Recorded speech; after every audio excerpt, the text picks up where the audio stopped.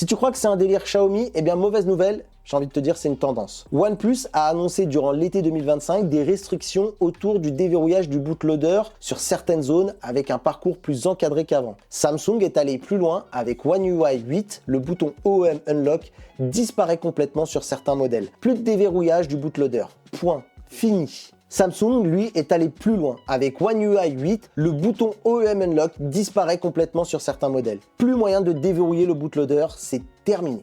Enox, le système de sécurité de Samsung, marque l'appareil de manière irréversible si vous le déverrouillez. Même si vous reverrouillez après, la marque reste.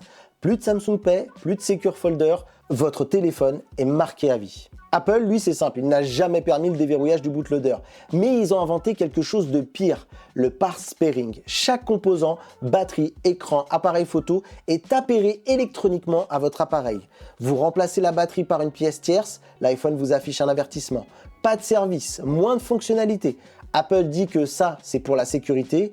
Eh bien, sache que iFixit a même décidé de rétrograder l'iPhone 14 de 7 sur 10 à 4 sur 10 pour la réparabilité en février 2023 et a un peu pointé du doigt l'omniprésence de contrôle d'Apple envers ses systèmes de réparation. Ça devient compliqué. Heureusement, il reste encore quelques marques qui jouent un jeu plus propre ou au moins plus lisible pour les quelques bidouilleurs en herbe. Si tu veux un symbole clair, tu répares, tu gardes, tu prolonges, Fairphone reste un des noms les plus cohérents dans l'approche. Il propose même une alternative sans les services Google. Et d'ailleurs, si tu veux du concret, mon test du Fairphone, il est dispo.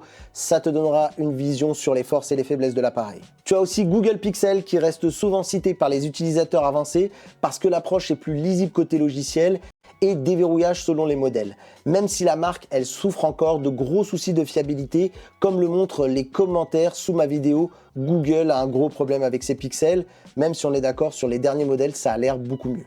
On a aussi Nothings qui de son côté attire ceux qui veulent une marque plus communautaire.